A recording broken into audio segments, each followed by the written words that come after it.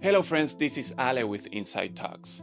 Today we're joined by a photographer whose work explores memory, place, and time through alternative processes and a deeply intentional approach. She's exhibited her work, published her own photo book, and continues to push analog photography forward. Let's get into her story.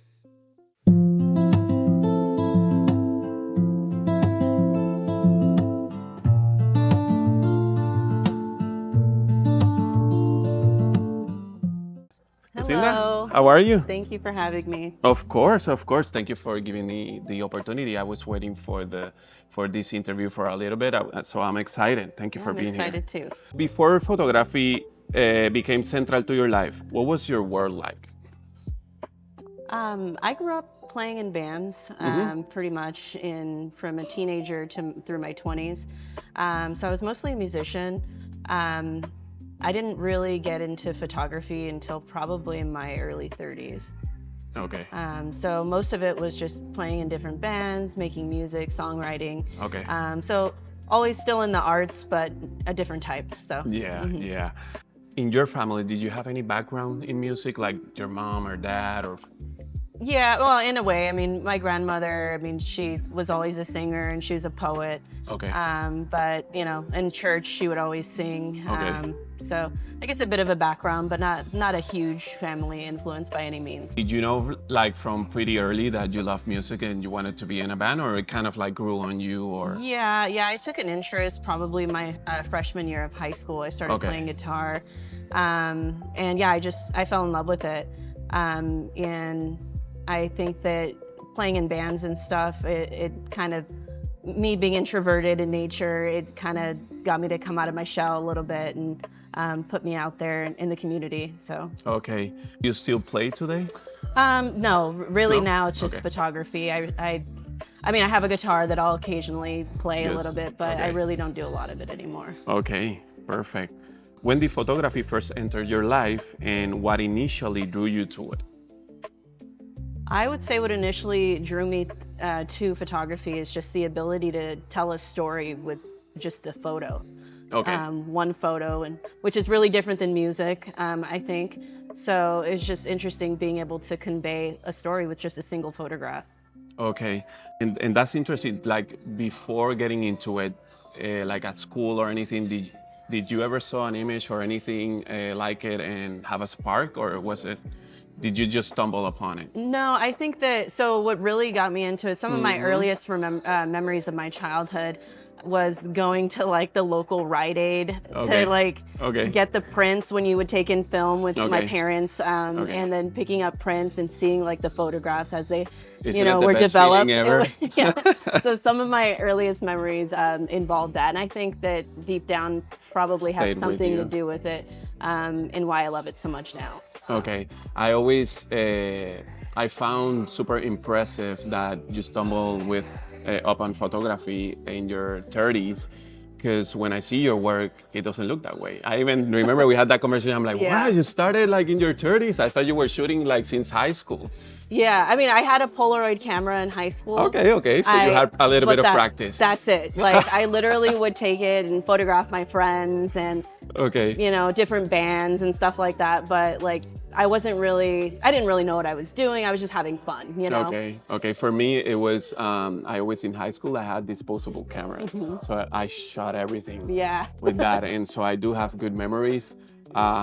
That's why I think for all the people out there, it's so important to have photography in your life, even if you don't do it like every day, but at least just do it when you go in vacations or you have different trips, so you have those memories to hold on Yes, to. I think that's super absolutely. important. I think it is important. Yes. It really is. Plus, it's an art, so it lets you express whatever you want to express. Exactly. Yeah. Yeah. Do you remember an early moment or image that made you feel this is something important to me?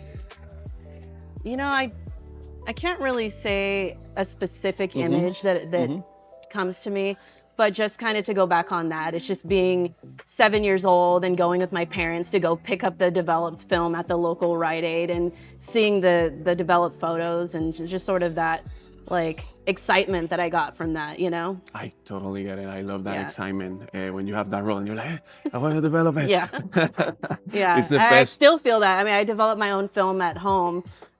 So sometimes when I'm excited, I think I got a good shot or something, and I'll go home immediately and develop it. I'm excited to do it, you know? So Does that ever happen that you think you have a really good shot and then when you see like, it's not yes, that good? more than I'd like to admit, actually. So, It happens to me yes. too. I'm like, yeah, I have a really good shot. Sometimes it's the ones that I don't really have, like I don't necessarily think in the moment that it's going to be good, but then when I'm reflecting back on and looking at it, it's some of the better photos on the roll. So Yeah, I totally understand you because that also happens to me when I'm not expecting anything of that shot, Yeah. and then when I see, I'm like, huh. then Like, again, sometimes you kind of know at the same time, like, exactly. okay, this one's going to be good. Yeah, it's so many feelings, Yes. right? At what point did photography become more intentional for you beyond just capturing images? I would say, so initially when I moved here from Los Angeles, I moved to Phoenix about 10 years ago. The first couple of summers here were challenging, right? Like it's so hot that for several months of the year, like you can't really go outside much. Yeah. So it does start to get a little like depressing in a way if you let it. Yeah. So something that kind of motivated me to get out was I started taking photographs at night. So I would explore neighborhoods I hadn't explored. I'd go to small towns that I hadn't been to in the area just to familiarize myself. And my husband's a photographer also, so we do these things together. And I'm sorry, what was this? I lost You're good. I You're lost good. track. You're good. It was at what point did photography become more intentional for you Oh, yes. beyond just capturing images? Okay, I'm gonna start that over actually. Yeah, of course. So I guess it began more intentional, to be honest with you, when I went from shooting digital to shooting film, because of the fact that you are limited with the amount of shots you have on a roll. Exactly. I shoot a lot of medium format, so I get about 10 shots on a roll. So it forced me to definitely be more intentional. When I was shooting digital, and especially when I first started, I was just snapping, you know what I mean? But I mean, in a way, that allowed me to help build an eye for things too, because I could go back and look at the photos and see things that worked, and then look at things that just looked terrible. You know what I mean? So I was able to. I think that initial period shooting digital did allow me to develop my eye and develop a little quicker as well. Yes. So how long did it take you to master the medium format and then also processing your own film? Because it takes time. Yeah. How long do you think it took you to have the right shutter, to get the perfect picture? It probably took me a couple of years to get it to a point where I was comfortable doing it on my own, developing film on my own. To be honest with you, I've destroyed countless rolls, making mistakes, and occasionally I still make a mistake. You know what I mean? It's just, there's so many steps involved and you have to fully be present. But I was taking my rolls to get developed at local film labs, and there was a specific film lab who ruined 7 rolls by accident. Okay. They just had some chemicals that they were experimenting with. They were new chemicals that they hadn't tried. So after that, I was like, if this is gonna happen, I just need to take the responsibility and take it upon myself. If I'm gonna mess up my rolls, that's on me. You know what I mean? But mostly it was the price of film it's gone up so much, and tell me about for it. processing, between the processing, the buying the film, as much as I was doing it, it wasn't feasible for me not to learn how to do it myself. So how much is it, the roll of film right now? Because I remember when I started, it was around $13 or something around those lines. So it depends. I mean, you can get some inexpensive black and white film for, $8 a roll. Yeah. But I do shoot a lot of color, and I've been shooting for years now, so I've kind of know what films I like to shoot more, and the colors that I get from them, and the exposure latitude and all that. Mm-hmm. So with a film that I like to use, it's $20 a roll or $18.99 a roll. Wow. Yeah, plus the cost of processing is probably another $20 to $25 on top of that. So now it gets pretty expensive. So you can see how. Yeah. Yeah, because I checked I love Kodak Portra. Yeah, me too. Yeah, I like the 800, so. But it's super expensive. Yeah. The other day I was looking for it, and like you said, you probably a lot of people go to the cheapest films, but it's not the look that you want. That's Yeah. the only thing. So yeah, that's why I was asking you. Okay, so your work explores memory, place, and mortality. When did those themes begin to take shape? You know, this kind of relates to how I first started. When I was working on my book project while you were sleeping, I started posting bits of the work, individual shots, pieces here and there, shots that I had taken while I was working on the project, and I would get a lot of. Sometimes I would shoot like abandoned buildings and places maybe that weren't fully abandoned, but were, you know, virtually abandoned, really. You know, old bowling alleys. There's a mall, a metro mall by my house, actually, that a lot of people grew up in the area, grew up going to. That's the one in Mesa? No. It's in North Phoenix. North Phoenix, okay. So they, you know, they would message me and they'd say, "Oh, I love that photo because I have a memory of when I was younger, when I was growing up in the area, going to that mall and with my family." And, you know, I would just get a lot of messages like that about how people would connect to the images and how they felt nostalgic for them. So how does that feel? That feeling of someone reaching out to you and letting you know that type of... No, I love it. You know, if anybody can connect to an image in any way, it's rewarding. So yeah, I get it, totally get it.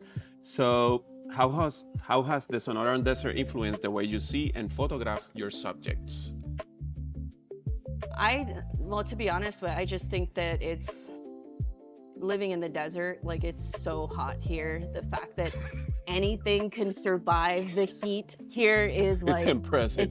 It's amazing. It blows me away. Like, so I just started to think about that, you know, like you see a lot of, you know, buildings that are abandoned, they have like weeds and trees and all this like brush growing out of it. And just the fact that it's still trying to, you know, there's some life there, you know? So, yeah. I think that's super interesting. When I first got here, I remember seeing the cactuses. I'm like, wow. Right, the saguaros everywhere. Yeah.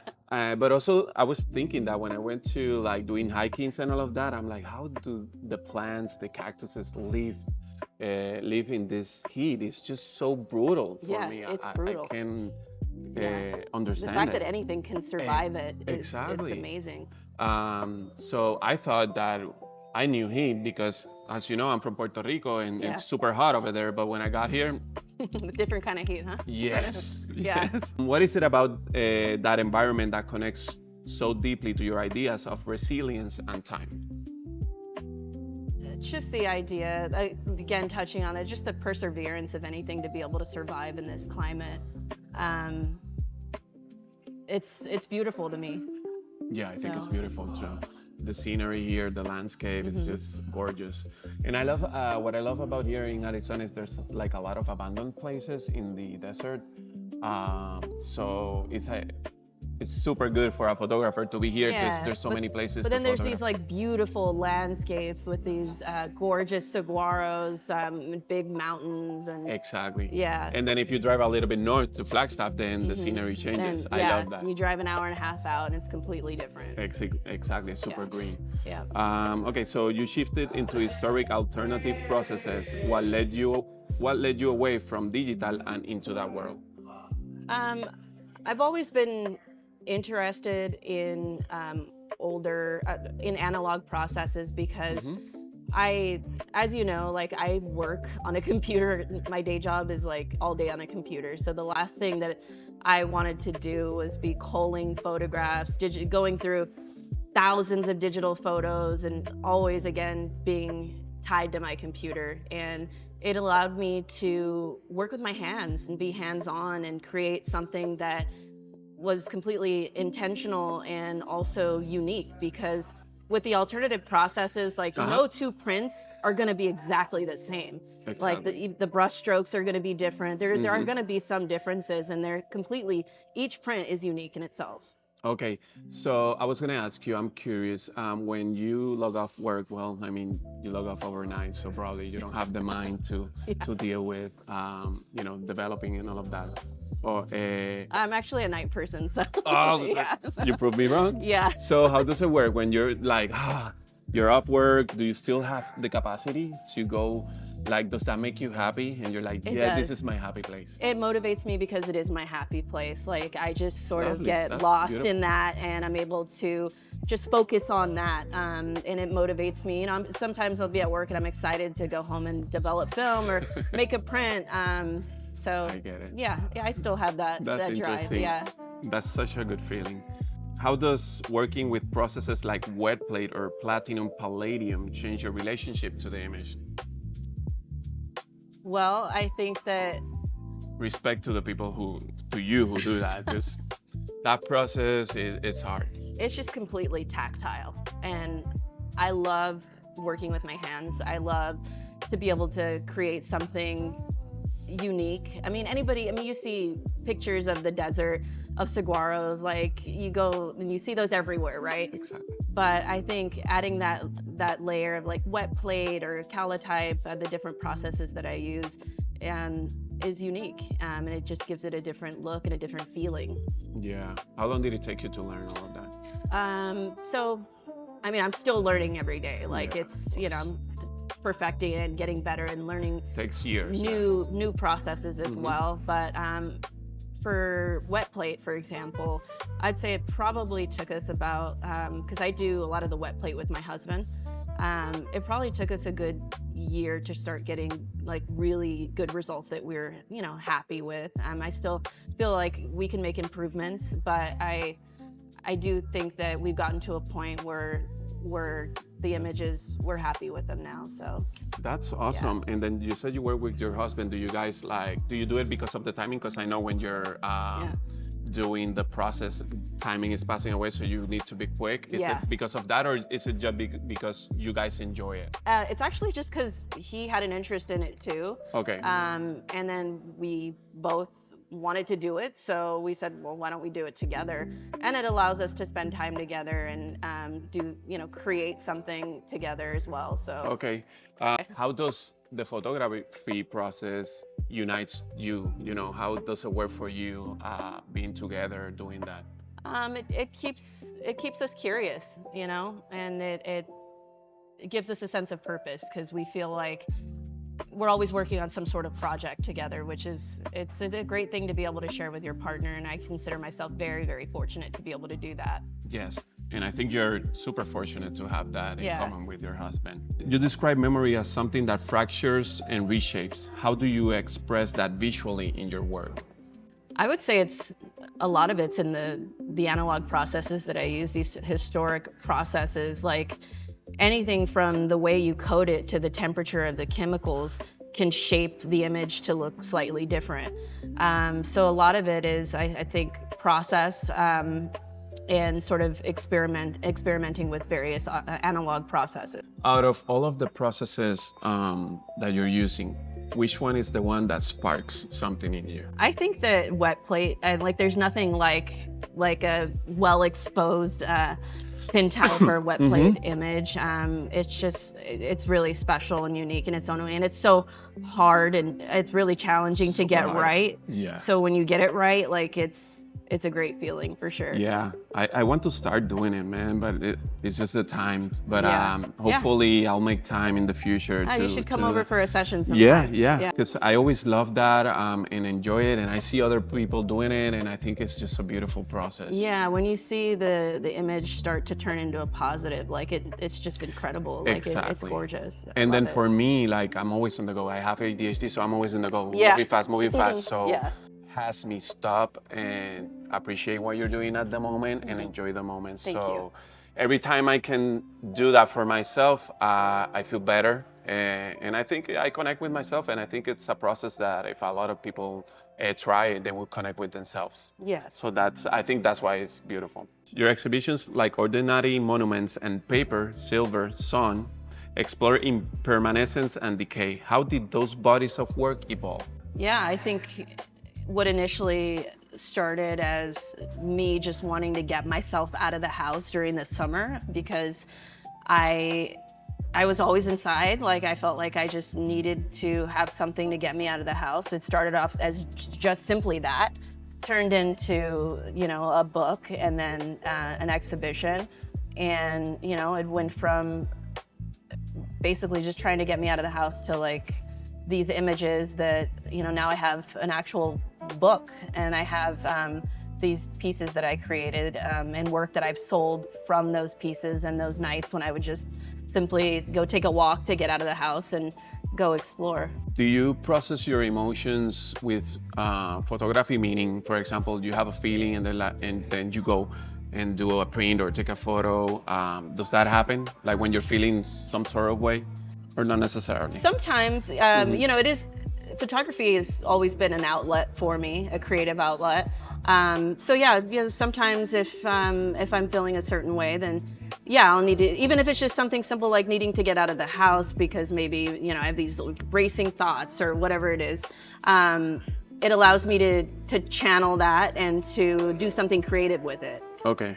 Because I am very high energy, like you. I'm super high energy as well. So. Okay. But it's also allowed me to interact with the community as well, because I can be a bit of an introvert. So it's got me to meet a lot of people in the community, a lot of like amazing people. So it definitely has, yeah.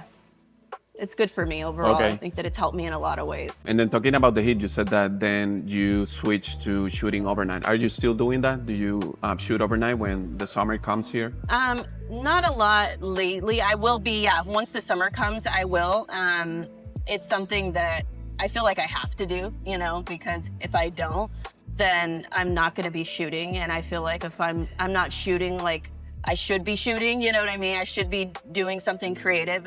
I just always have this like need to create. So yeah, I think that I will. But now that we're doing a lot of wet plates, that allows me to work in our home studio.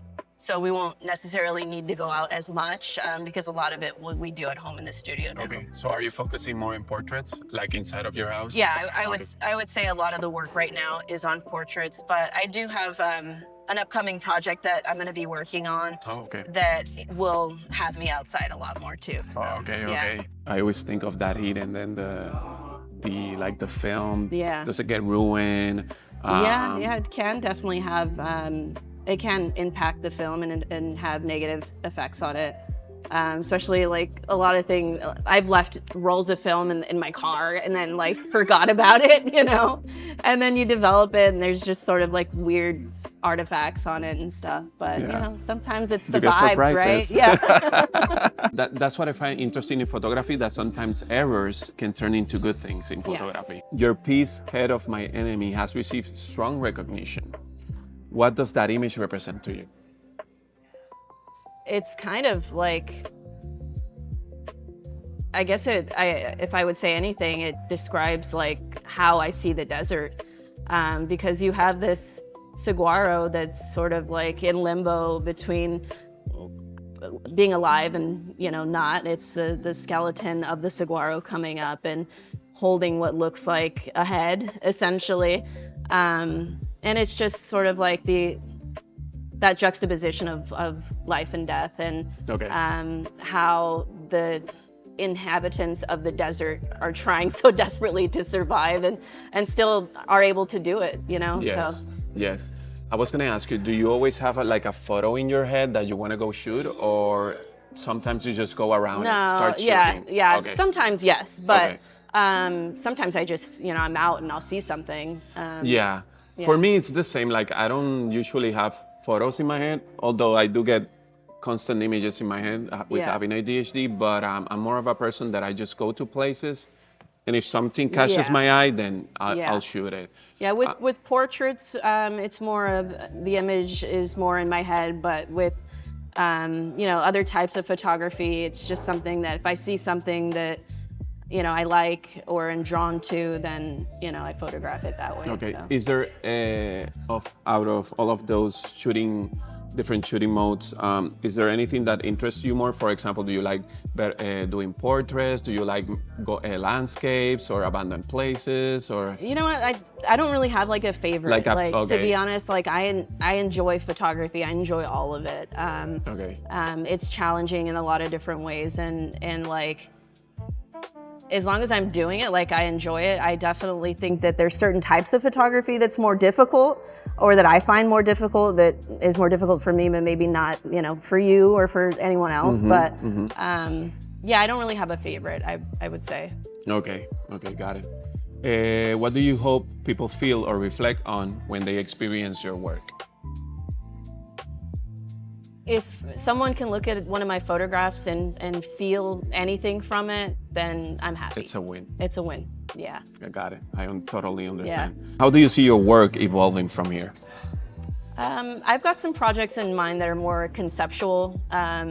So will be more like project-based. I can't really speak too much on it yet because it's still very much in the works. Yeah. But yeah, I think that it's going to be unlike anything I've done before. It's going to be it's going to be an evolution. More conceptual. So okay, yes. Cool. Now I'm excited. Thanks. If there's one idea or feeling you want your work to leave behind, what would it be? I would say that's a tough one. I would say any feeling. Any feeling. Any feeling at all. It's a win. Any feeling you get, if you feel anything from seeing one of my images, then I'll take that as a win.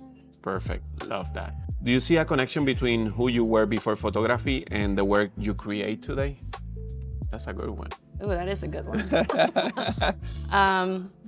I don't know, to be honest. I don't know if I necessarily see a connection. I think that I'm always trying to evolve as a person. And just as like my photography is always evolving, I'm always trying to learn new skills in photography, to whether it's like different unique types of like printing or just different styles even of photography. I'm always just trying ultimately to tell a story with my photographs. So yeah. So by talking to you, what I get from you is basically you enjoy so much the process that you don't even think about the end result. Is that, well, I'm thinking maybe sometimes you do, but you love more the process, that you focus more on the process, or no, not necessarily? Not necessarily. No?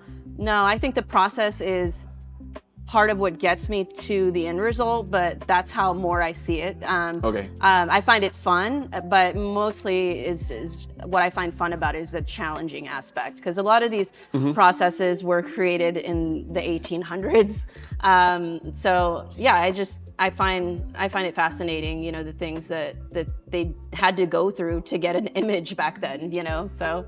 Isn't it interesting that it was created so early? I used to see those videos of them taking photos and then the big flash. Yeah. And they had to change the bulb and all of that. Yeah. So are you more of a full shot, medium shot, or close-up shot? I would say it changes. I don't do a lot of like macro work or close-up shots too much. So maybe medium and wide. Yeah. What is your go-to film? Portrait 800, yeah. At least on medium format. They unfortunately don't make that for large format. So I will shoot usually black and white on large format, just because color film on 4x5 is so expensive. For 10 shots, it's super like expensive. $60 or something. Yeah. So. It makes sense if you're like making money out of it, like doing a shoot or something. But if not, it doesn't make sense. Yeah, even then, a lot of like, because I do like portrait sessions as well on digital, and I do a lot of like concert photography as well. So that's just kind of like easier to do on digital, because it is so expensive to make money and use film to shoot like a family portrait sessions. That just doesn't necessarily make sense. But if I work with a lot of musicians and a lot of artists, like if they're looking for a specific look, then a lot of times we'll talk about it and decide, run the numbers and all of that and see if it's worth it. But Okay. Was it difficult shooting concerts? Because I know there's a lot of movement and you need to be good with the shutter and all that. Is it difficult? Yeah, it is definitely challenging, but that's what I like about it, because it is hard to get like a good photo sometimes because it's so dark. Some of the venues you go to, like, they are so dark, and then a lot of times they like wash the band with like these red lights. Yeah, they're and then sometimes the lights that move hits your lens and throws off your. Yes, there you go. I got it. Yeah, I've been there. It is challenging. So, for the people that are trying to do photography or even in any type of hobby that are thinking about it, what would your advice be to them? My advice would be just keep going. It seems so difficult at first when you're trying to understand light and how it works, the exposure triangle and all of the basics, the foundational pieces to a photograph. But it gets easier. Like anything, it gets easier. And there's so much information now on YouTube and online where you can learn anything for free. I didn't grow up going to art school or anything like that. I don't have that kind of background. Everything that I've learned, I'm self-taught. And like, if I can do it, anybody can do it. Yeah, I agree. For me, when I started like shooting my kids and all of that with digital, but I thought I knew. When I went to film, that's when I really started to learn. You learn a lot by shooting film. Yeah, for sure. And it gives you an understanding. It's so big. That's why I love it. And I love the end process, waiting for the photo to be processed so you can see it. Yeah. I understand that feeling that you have for film because I do shoot it. I have to shoot more because I haven't shot in a long time, but What do you like most about it, shooting on film? Shooting on film, I love the final result. Yeah. Film has something like that grain that digital Texture. will never ever give you. Yeah. You can make it, take it to a point that it will look like film, but it's not the same. Yeah. Even my wife, she's like, I love more when you shoot film. It definitely has a nostalgic look to it. So. Yes, and then at what point I started buying a Kodak 500T, which is more for cinema. Yeah, cinema vision film. Yeah. And I love the look of that one, but it was super expensive. So yeah. But thank you very much for being in here with me today. I know you're busy. You have a little bit of time to be with me here. We want to give thanks to the manager from Fire Creek Coffee. Am I saying it correctly? Yes. Her name is Jackie. Thank you very much for the opportunity. These people, if you have time, stop in Phoenix. They're here in the McDowell, right? McDowell, yeah. Okay, and try their coffee because they were super kind to let us do the interview here. Their coffee is amazing. There you go. And I'm gonna try it after I finish the interview. So thank you very much. Thank you for being here. And this is Ale with Inside Talks. I'll see you later.